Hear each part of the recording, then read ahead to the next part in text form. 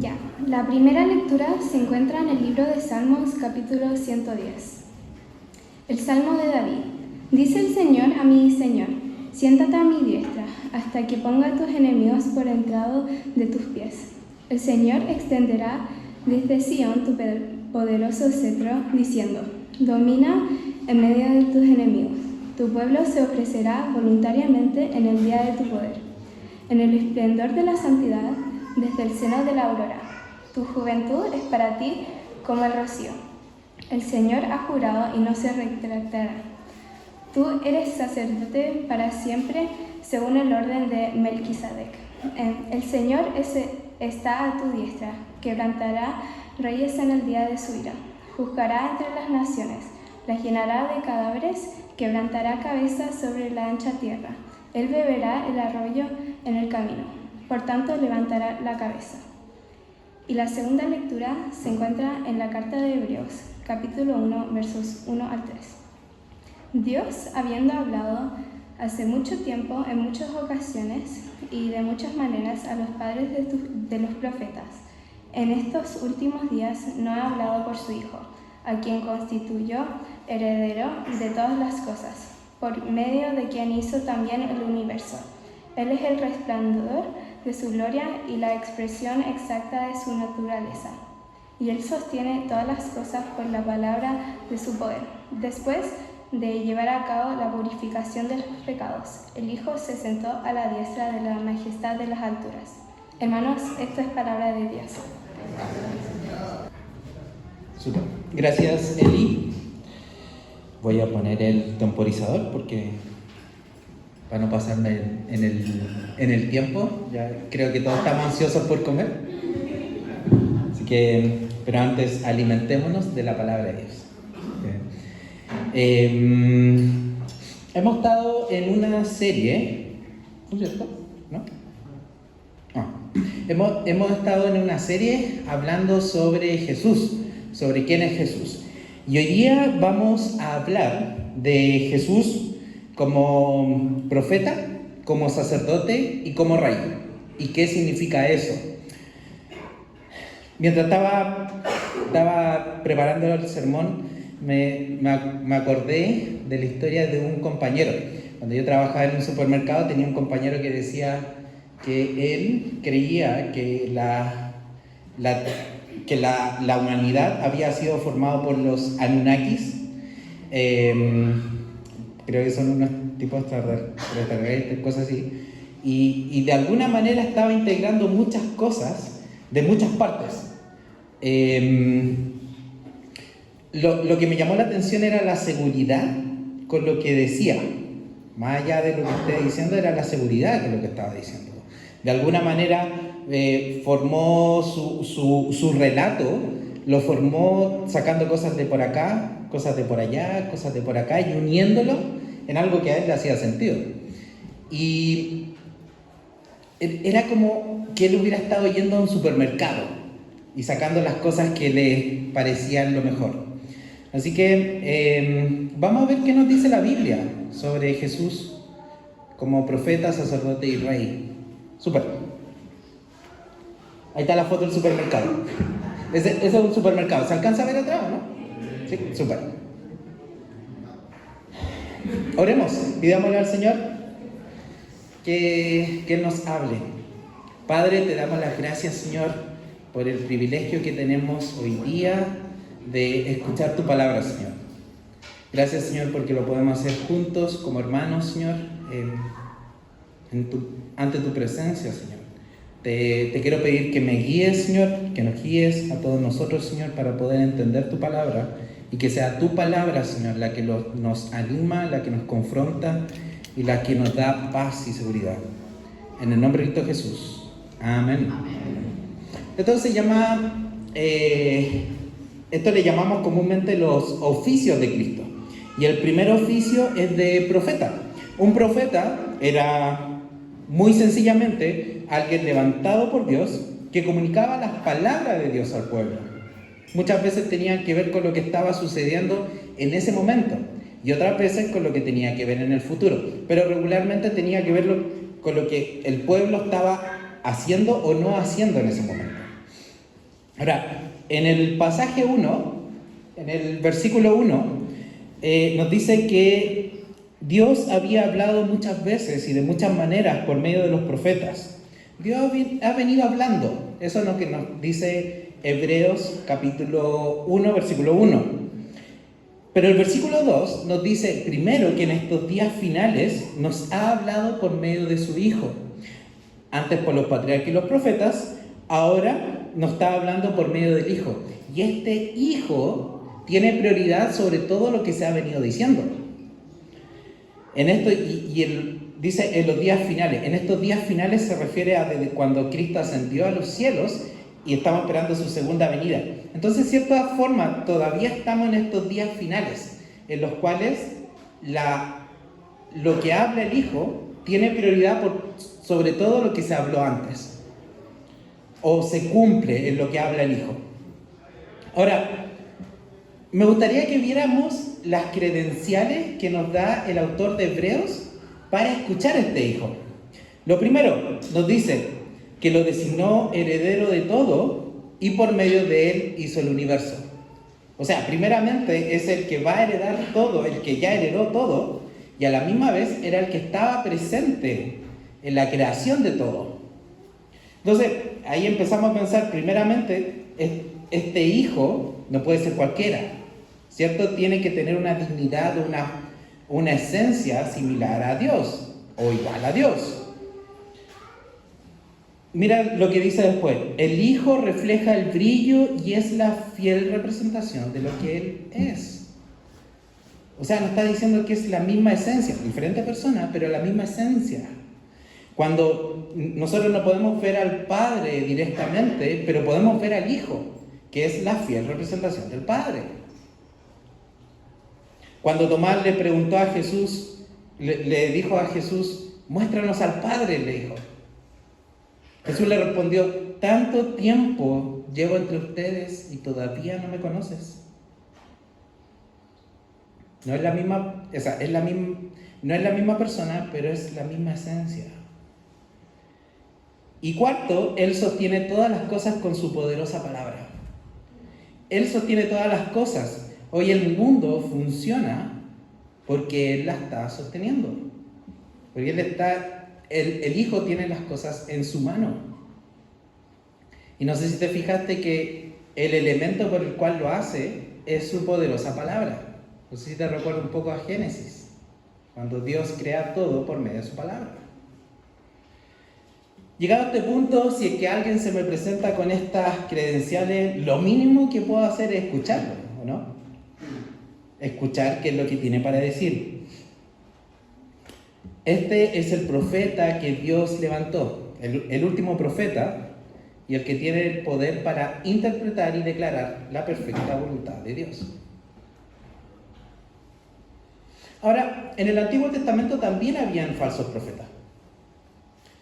Y regularmente estos falsos profetas decían exactamente lo contrario de lo que decían los profetas verdaderos.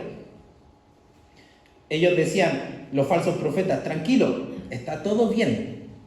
Y los profetas reales decían, arrepiéntanse, no está nada bien. Los falsos profetas decían, tienen que arrancar. Los verdaderos profetas en algún momento de la historia de Israel dijeron, déjense capturar, esto es parte del plan de Dios. La pregunta es, ¿se acabaron los falsos profetas en el Nuevo Testamento? No. Siguieron mucho después de los apóstoles. ¿Y siguen hoy? Sí, por supuesto. Creo que esto no es nuevo para esta congregación, ¿cierto? Si digo falsos profetas, ¿en quién empezamos a pensar? Cachluna, Guillermo Maldonado, como estos grandes falsos profetas de la prosperidad, la esposa de Guillermo Maldonado, bueno, ex esposa, porque supuestamente Dios le dijo que se tenía que separar y casarse con alguien menor. Yesenia Teil, hay muchos falsos profetas. El tema es que identificar esos falsos profetas es como el nivel 1 en el juego de identificar falsos profetas. Es evidente. El problema es cuando son más sutiles. Es como ir al supermercado y voy buscando limón y compro sucedáneo limón, o aceite balsámico, o vinagre. Los falsos maestros muchas veces son más sutiles de lo que pensamos. Spurgeon decía que la sabiduría no era distinguir entre lo malo y lo bueno, sino entre lo que es bueno y lo que parece igual de bueno, pero que no lo es. Y muchas veces estamos tan rodeados de falsos profetas a nuestro alrededor que no nos damos cuenta. Hay voces que nos dicen, quédate tranquilo, no va a pasar nada. Pasa justo la siguiente noticia y dice, está todo mal, va a haber guerras. Falsos profetas te dicen, enfócate solo en lo que hay acá, no te preocupes de lo que viene más adelante.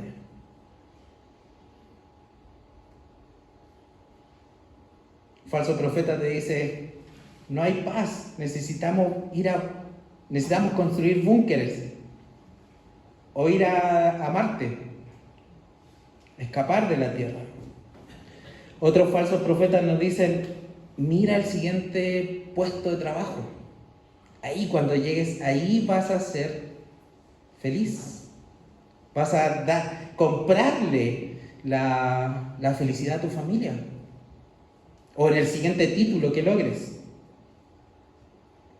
Te van a profetizar que llegando a ese puesto, obteniendo ese título universitario, o votando por ese candidato, o creyendo cualquier otra ideología, vas a estar bien. Te anuncian un Mesías falso que trae prosperidad, que trae la prosperidad que buscas. Y lamentablemente, escuchar ese mensaje, escuchar lo que la gente dice, nos obliga a vivir en ansiedad ahora, o en temor, o en incertidumbre.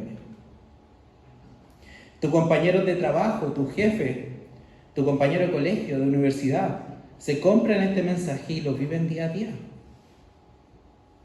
Una amiga me dijo una vez que su jefa la había invitado a leerse las cartas. Ella es una empresaria relativamente exitosa y la forma en la cual ella dirigía su vida era escuchando las cartas. Sea lo que sea Dios, sea lo que sea eso. Vivimos en un mundo en el que constantemente está escuchando este tipo de mensajes y que lo ha hecho parte de su relato y convivimos con ellos. Y si no tenemos el cuidado de poder entender qué es lo que están hablando, cuál es el mensaje, nosotros también corremos el riesgo de incluirlos en nuestra propia cosmovisión. Corremos el riesgo de comprarnos el mensaje de que teniendo una familia feliz es la forma de ser exitoso sin mirar a Cristo,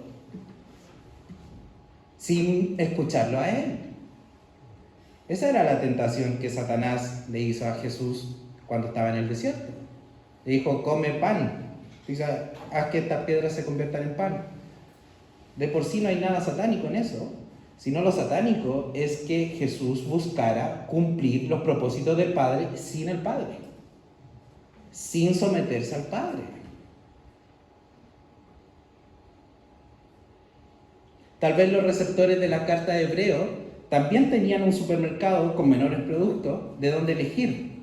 Estaban sometidos a un imperio que les decía que tenían que participar de los rituales públicos, y si es que no participaban, eran aislados, no podían acceder a las compras, al mercado, etc.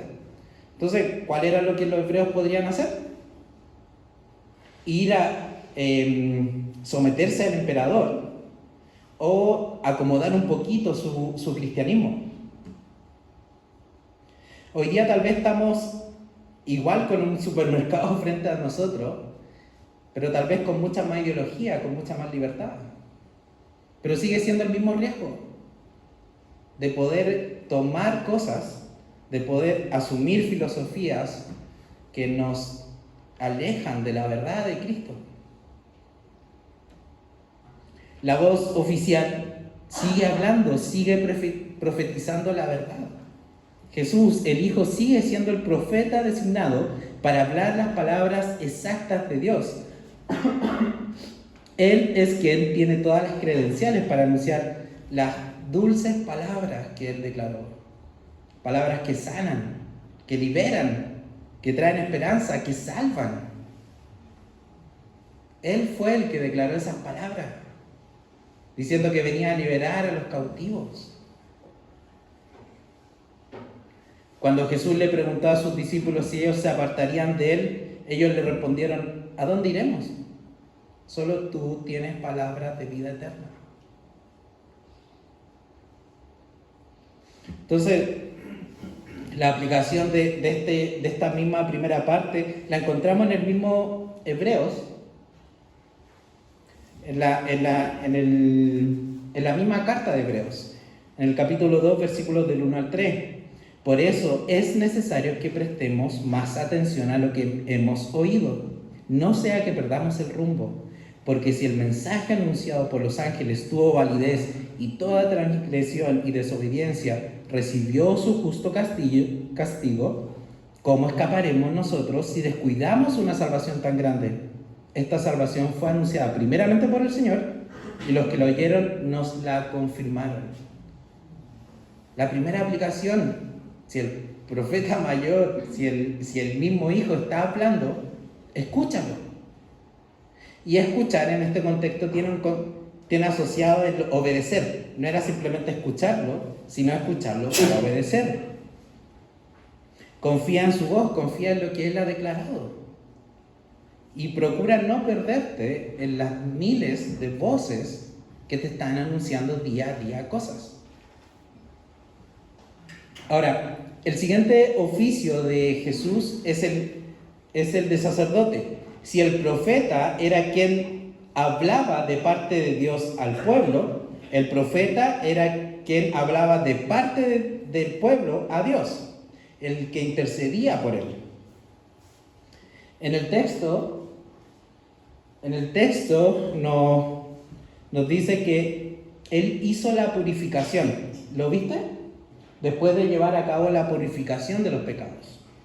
Y esto tiene un poquito de lenguaje del Antiguo Testamento, así que rápidamente vamos a revisar eso. En el Antiguo Testamento, el sacerdote tenía que hacer sacrificios de animales, puros y sin mancha, inocentes en un sentido, continuamente para aplacar la ira de Dios en el templo. Y el templo constaba de 3 partes: el patio, donde se realizaban los sacrificios; el lugar santo, que eso ya era parte del edificio, en el que también se ofrecían distintos sacrificios; y el lugar más apartado, que se le llamaba el lugar santísimo. Este lugar solo podía entrar un sacerdote, el sumo sacerdote, una vez al año para ofrecer expiación, para ofrecer un sacrificio. Y este lugar estaba separado por una gran cortina. El sumo sacerdote, como el sacerdote, tenía que continuamente estar entrando para ofrecer sacrificios. El problema con este sistema ritual es que no era perpetuo. Tenían que constantemente volver una y otra vez a hacerlo. Y el pueblo continuamente tenía que ofrecer, que tenía que seguir ofreciendo para buscar la paz con Dios. El templo respondía a la pregunta en sí: ¿cómo un Dios santo que aborrece el pecado puede habitar en medio de un pueblo pecador? O dicho de otra forma, ¿cómo un pecador puede acercarse a un Dios que no tolera el pecado? La respuesta era los sacrificios. En el Antiguo Testamento eran de animales, en el Nuevo Testamento fue la preciosa sangre de Jesús. Y en la carta de Hebreo se nos dice cómo Dios lidió con este pecado, ya que no podíamos. El Hijo primeramente se hizo sumo sacerdote, que entraba al lugar santísimo, y también se hizo ofrenda, también se hizo como sacrificio al mismo. Entonces Jesús, cuando entra como sumo sacerdote y a la misma vez como ofrenda perfecta. Y me gustaría llamarte la atención a algo. El versículo 3 dice que él, después de haber hecho la purificación, de haber hecho este ritual, se sentó. Jesús se sienta porque la tarea ya está hecha. La ofrenda que él dio fue suficiente para responder cómo este pueblo pecador puede acercarse a Dios santo. Cuando él muere, la cortina que separaba el lugar santo del lugar santísimo, de la presencia real de Dios, se corta de arriba para abajo. Eso significa que ahora su pueblo puede entrar a la presencia de Dios, siendo él ese mismo templo santo, en donde su pueblo se acerca a Dios. Y tiene esa presencia esa presencia que generaba terror en el Sinaí cuando lo vieron, que habían rayo y trueno y voz relámpago y voz de trompeta. Esa misma presencia ahora está disponible por medio de Jesús. En un ratito más vamos a tener Santa Cena.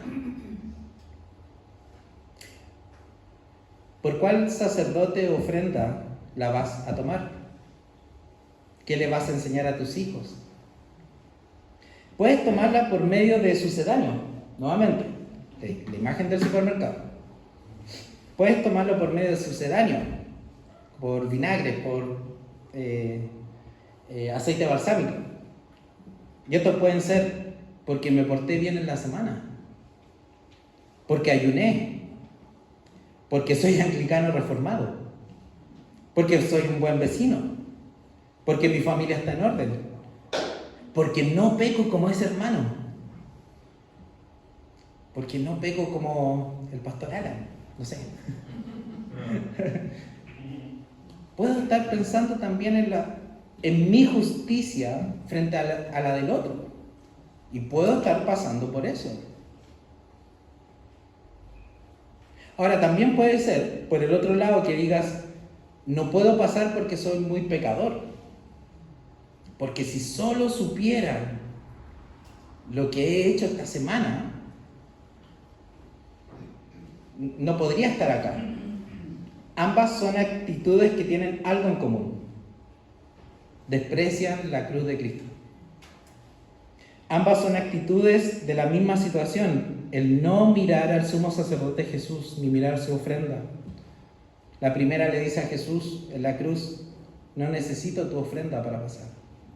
La segunda le dice a Jesús en la cruz, no fue suficiente. Y esto es algo que continuamente nos pasa y tenemos que estar evaluando cuáles son las razones por las cuales pasamos. ¿Cuáles son las razones por las cuales nos acercamos a Dios? ¿Con qué títulos venimos? Si no es la sangre de Jesús, si no es su cruz, es simplemente un sucedáneo. Si mañana, mañana lunes te enfrentas a tu trabajo, a tus compañeros, si no te enfrentas confiado en Jesús, vas a empezar a generar sucedáneos. La misma carta de Hebreos nos da la razón por la ¿cuál es la aplicación de esto? Teniendo pues un gran sumo sacerdote que trascendió de los cielos, Jesús, el Hijo de Dios, retengamos nuestra fe. Y el versículo 16 dice, por tanto, acerquémonos con confianza al trono de la gracia para que recibamos misericordia y hallemos gracia para la ayuda oportuna.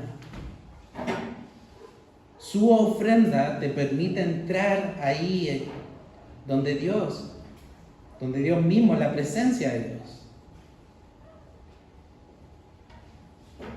Si la primera aplicación fue escucha, la segunda es confía.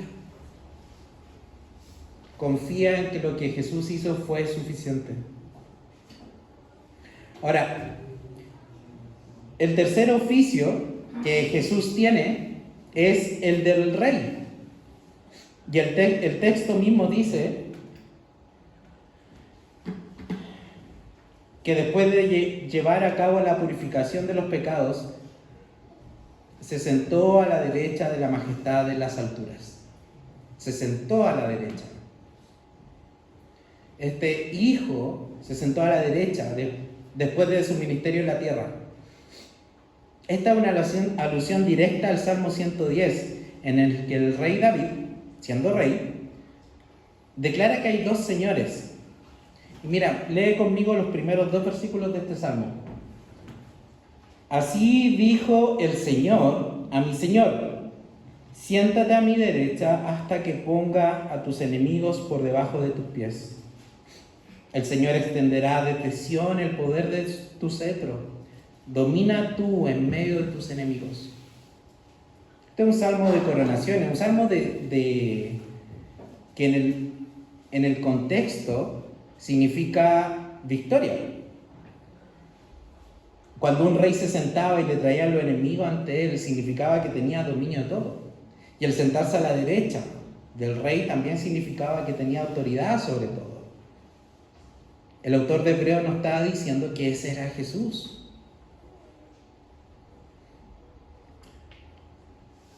Jesús, al entregar su vida en la cruz, es exaltado y sentado en la majestad en las alturas. Mi mamá hace un tiempo escribió en una de las puertas de mi cocina, de la cocina, hay un trono más sublime. Y ese fue un lindo recordatorio diario de que hay alguien sentado en el trono. Fue un lindo recordatorio cuando en los días difíciles, o en las semanas difíciles, o a veces en los meses difíciles. Es un lindo recordatorio el pensar que hay un rey sentado en el trono, que esto no está descontrolado. También en los días que disfrutas, también es lindo recordar que hay un rey sentado. Ahora que vamos a disfrutar, que ya está saliendo olor fragante, que esto también Él lo ha entregado.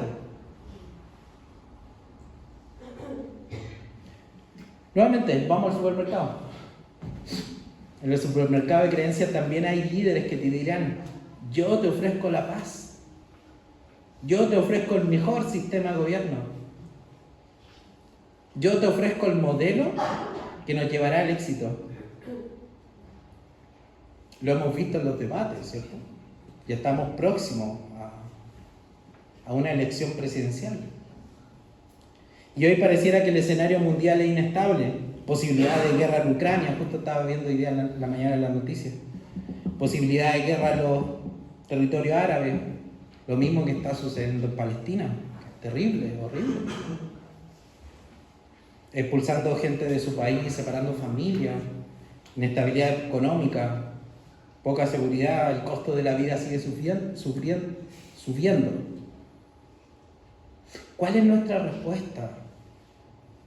Como los que hemos creído en este Dios. Dios es nuestro refugio y nuestra fortaleza, nuestra segura ayuda en momentos de angustia.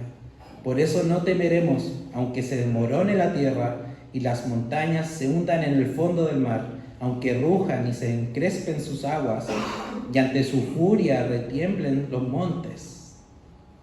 Ese es nuestro Dios. Y así vivimos. Hay un salmo también en la que el salmista se recuerda quién es Dios. Bendice alma mía al Señor, porque Él necesita recordarse y tal vez tú y yo necesitamos recordarnos. Cuando vemos noticias, cuando estamos el miércoles, el jueves cansados de la semana y se nos suma otro problema, tal vez necesitamos recordarle a nuestra alma: hay un Dios sentado en el trono. Cuando vemos los índices de inseguridad y que un político nos ofrece esto y otro, necesitamos recordar: hay un Dios sentado en el trono. Necesitamos recordarle a nuestra alma. Los líderes de este tiempo siguen alborotados. El mismo salmo que cité anterior nos dice: quédense quietos y reconozcan que yo soy Dios. Ahora, quiero aclarar, este no es un llamado a no comprometernos con la política y que no nos preocupe. Es necesario prestar atención, es necesario ser sabio en nuestra elección, involucrarnos en los dolores de nuestra nación. Somos llamados a vivir en el mundo donde el Señor nos puso. Pero no debemos depender de ellos. Que nuestra emoción, nuestra adoración dependa de lo que pase con ellos. Somos llamados a interactuar. Creo que este mes fue el primer mes, no sé en cuánto tiempo, en que la cifra de los niños que son dados en adopción supera a la cantidad de niños que han nacido en el país. Es una crisis tremenda. Y como iglesia debiéramos estar ahí involucrándonos, siendo luz en esos lugares, siendo luz en los lugares donde hay tanta oscuridad. Los índices de depresión también tan grandes. Este es un llamado, el salmista, el escritor de Hebreos, nos ayuda a recordar, hay un Dios, por lo tanto, puedo estar tranquilo y a la misma vez puedo actuar sabiendo que está ese Dios sentado en el trono. No votamos, volviendo al tema de los políticos, no votamos mirando a la persona o al partido político. Votamos mirando a Jesús.